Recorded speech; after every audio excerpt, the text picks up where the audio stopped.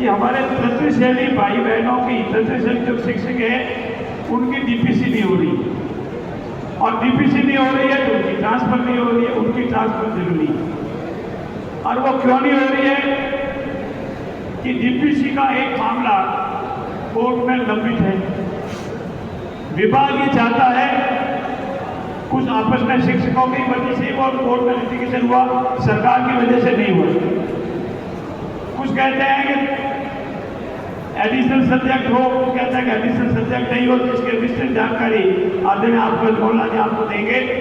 लेकिन मेरा ये मानना है, जैसा अभी मुझे बताया, मैं जयपुर जाकर के इसको और देखूंगा कि अगर शिक्षा विभाग राजी है और शिक्षा विभाग नियमानुसार उस प्रकल्प को नहीं चाहता है, तो हम कानूनी दृष्टि से देख करके अगर उसमें जो भी निपटारा करना है वो निपटारा करें। हमारे तृतीय शिक्षकों की डीपीसी जल्दी हो और उनको जो लाभ मिलना है वो लाभ मिले। अब दूसरा राह है ट्रांसफर। पहले आपके अधिकारियों की ट्रांसफर हुई, अधिकारी जो भी आपकी लगने थे वो अधिकारी लग गए सारे ऑफिस में। फिर अभी कुछ 2 दिन पहले हुई तो मुझे पता था कि कोई, मैंने पूछा साहब से कि भाई क्या ट्रांसफर में कोई ज़्यादा इधर के नहीं, बिल्कुल हमारे हिसाब से हुए। एक तो कोई इधर हो सकता है, मतलब स्वाभाविक गलती हो सकती है, उसको ठीक करेंगे कोई चीज, लेकिन वो ठीक हुए।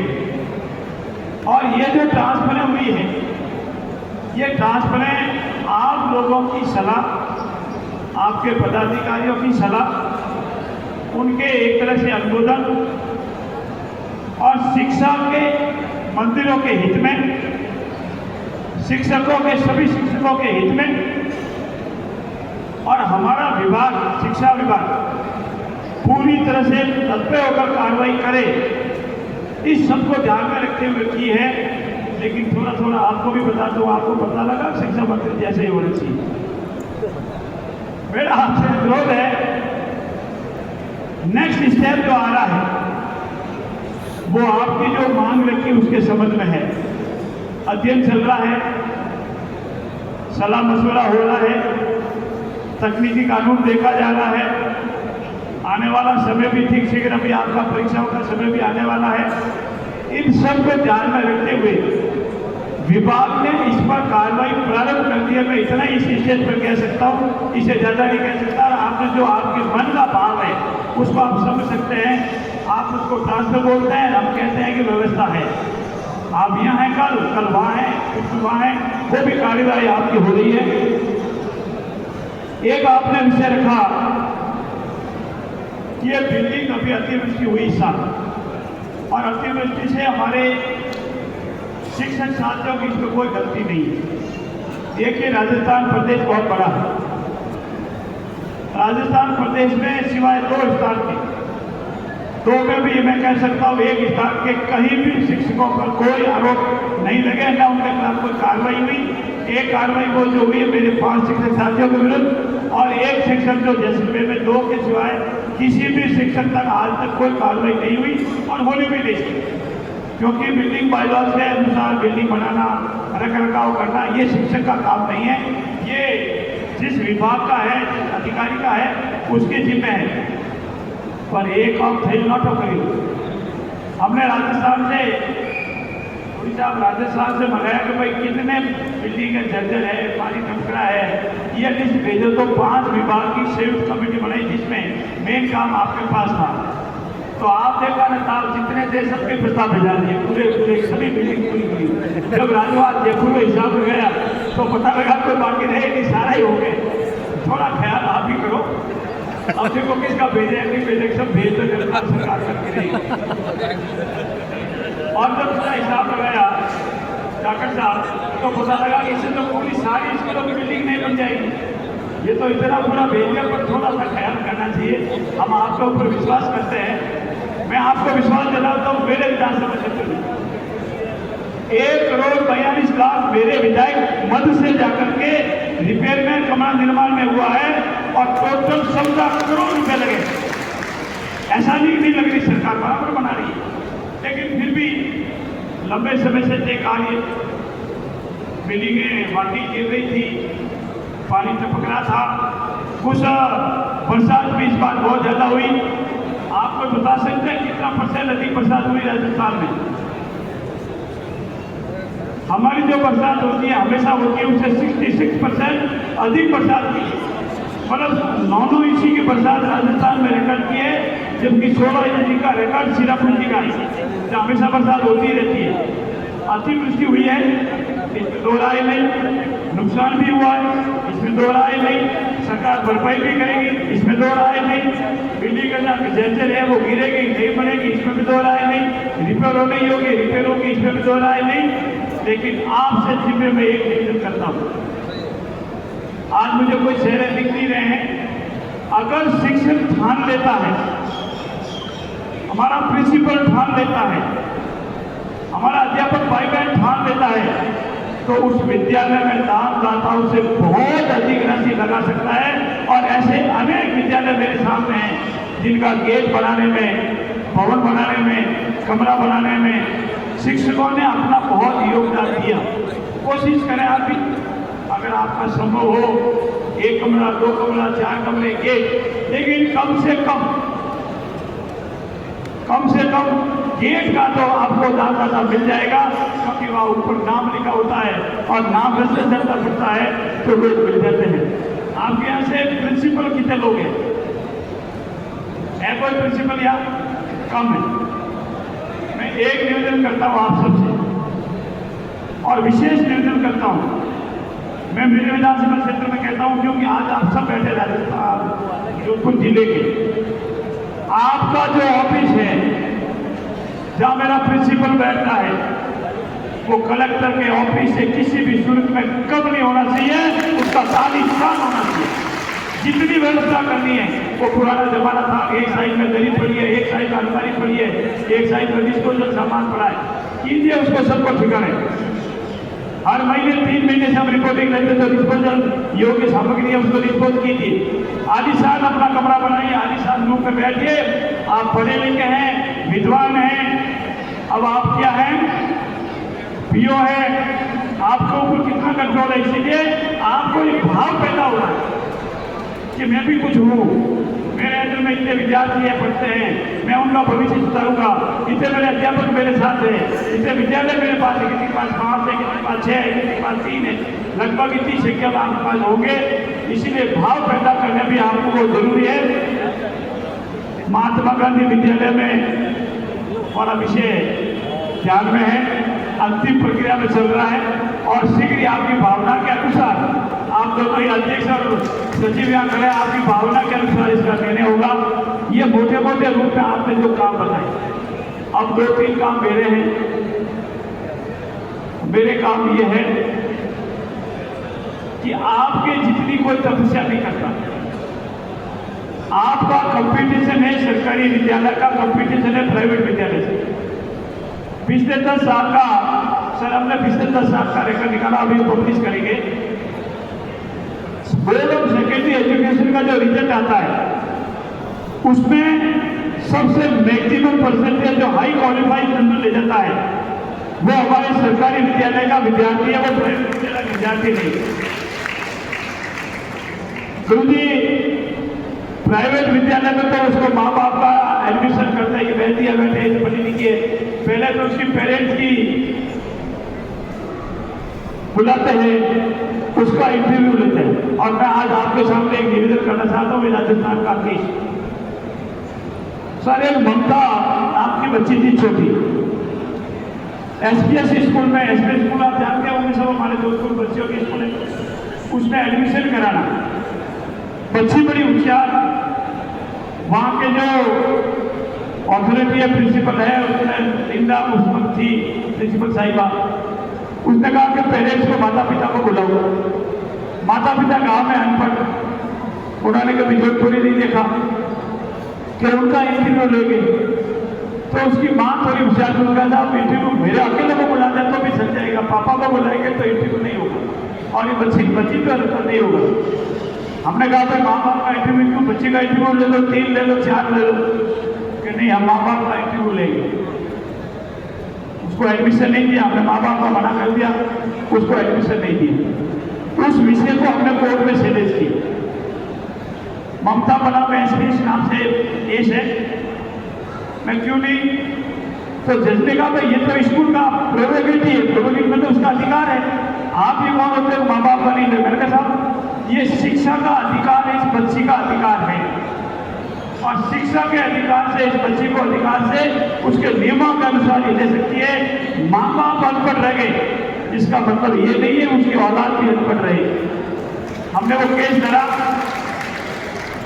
उस बच्ची को एडमिशन का ऑर्डर हुआ सबसे नीचे वाली कोर्ट से, वो हाई कोर्ट चले गए।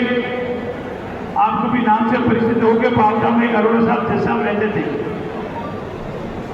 जयराम जी वकील साहब के घर के पास में उनका मकान है।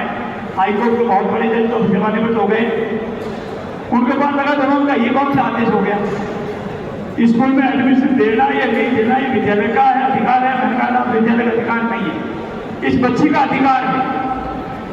और वो हाई कोर्ट का जजमेंट हुआ, ममता बनाम रिपोर्टेड पूरे हिंदुस्तान की किताबों में छपा। एसपीएस स्कूल सुप्रीम कोर्ट चली गई, और सुप्रीम कोर्ट से भी हम ऑर्डर लेके आए, उस बच्ची का एडमिशन हुआ, वो बच्ची वहां पढ़ी, और आज वो बच्ची एम्स में बड़ी डॉक्टर है। इसीलिए शिक्षा का अधिकार हमारे बच्चों का अधिकार है।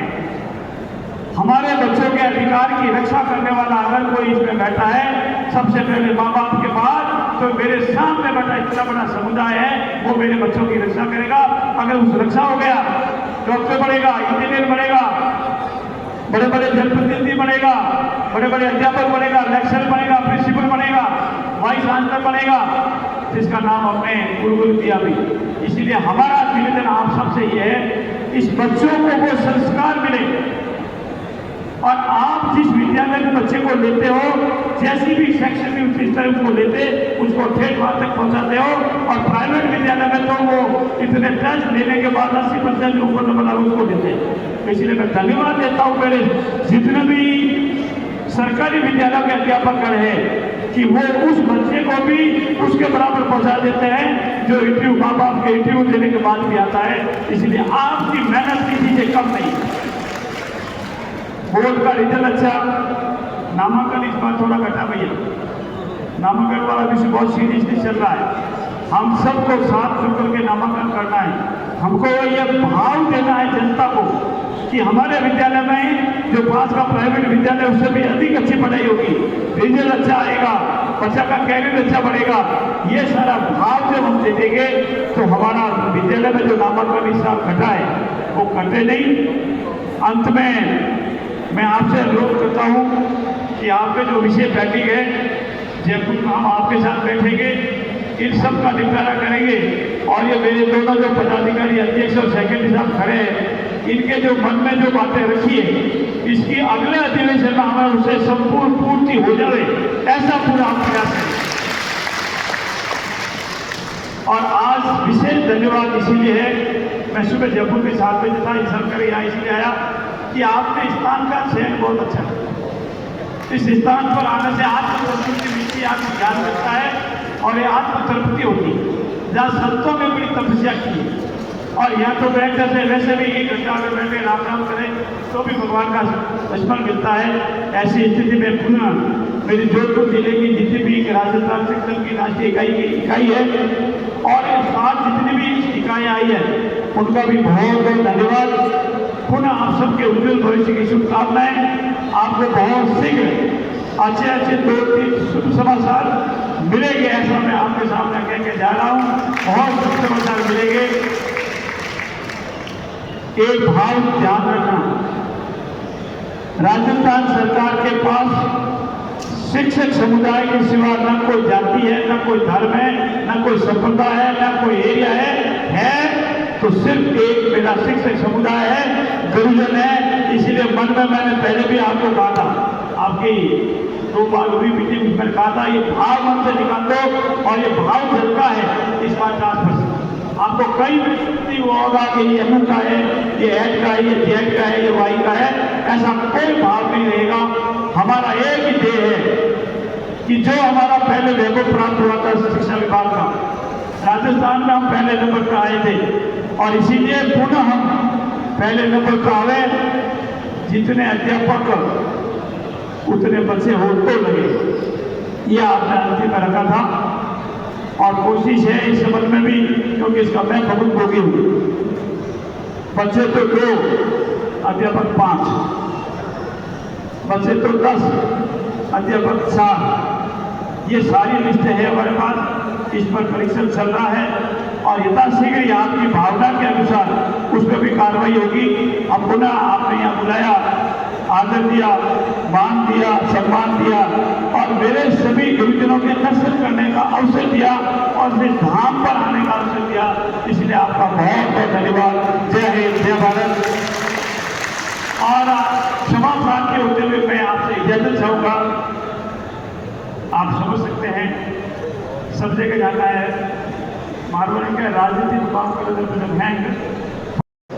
उस पाश्चात्य संस्कृति को धीरे धीरे धीरे ठंडा करने का किसी का दायित्व है।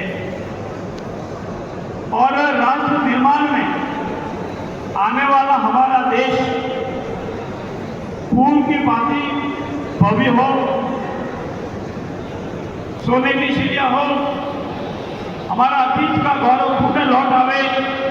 अगर ये किसी के वास्ते जिम्मा है तो 3 लाख से अधिक राष्ट्रीय शिक्षक संघ के जो माननीय सदस्य हैं उनके हाथ में। इसलिए मैं आप सब गुरुजनों को, जो यहाँ सब बैठे हैं गुरुजनों को नतमस्तक होकर प्रणाम करता हूँ। आपके पदाधिकारियों को जो समय समय पर ये दायित्व मिलता रहता जाता रहता, हमारे दायित्व का कोई विशेष फर्क नहीं पड़ता है। ऐसे सभी दायित्ववान आपके शिक्षक संघ के पदाधिकारी का, यहाँ सभागार में बैठे सभी भाइयों और बहनों, एक छोटी सी बात से शुरू करूंगा। अभी मैंने जानकारी प्राप्त की तो बताया गया कि करीब 3 लाख से अधिक संख्या का हमारा संगठन है और उसमें 37% बहनें हैं। अभी बैठे बैठे मैंने ये हिसाब लगाया तो बहनों की संख्या को देखकर थोड़ी शंका हुई आपके आंकड़ों पर। भविष्य में ऐसा नहीं हो, हमारे यहाँ तो 50% से ज्यादा है जोधपुर में, क्यों हम भी थोड़ा थोड़ा आंकड़ा रखते हैं हमारे कंप्यूटर में। हाँ, थोड़ी दूरी जगह है, परिवार है, लेकिन फिर भी सबसे भाइयों से इतनी अधिक दायित्व है वो बहनों पर। आप पर दोहरा दायित्व है, परिवार है, अपनी सेवा भी है, लेकिन फिर भी हमारी संख्या कम होती है तो थोड़ा सा गड्ढा कभी नजर इधर जाती है। मुझे विश्वास है कि भविष्य में ऐसा नहीं होगा। मैं 2-3 बातों की और आपसे निवेदन करूंगा और यह भी निवेदन करूंगा कि हमारा ध्येय मात्र नौकरी प्राप्त करना, तनख्वाह प्राप्त करना, समय पर आना, समय पर जाना नहीं। इस बात को जितने भी आपके वरिष्ठ लोग हैं वो हमेशा बताते भी हैं और आपको मानने भी चलना। अन्यथा बहुत शिक्षक संघ में और जाऊंगा, अभी सभी माननीय हैं, अच्छे हैं, लेकिन ध्येय क्या है?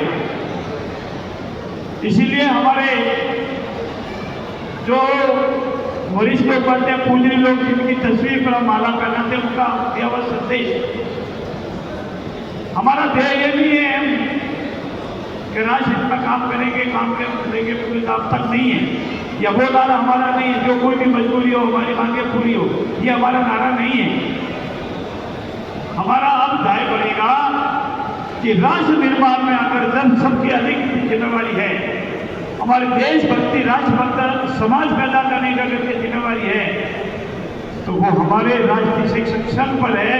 इसीलिए मैं आपसे पहले हाथ जोड़कर निवेदन करता हूं कि आप जो भी अपने कर्तव्य पालन पूरी तरह से कर रहे हैं, लेकिन उसमें एक बात का ध्यान रखें कि आपका जो शिष्य है वो एक राष्ट्र भक्त बने।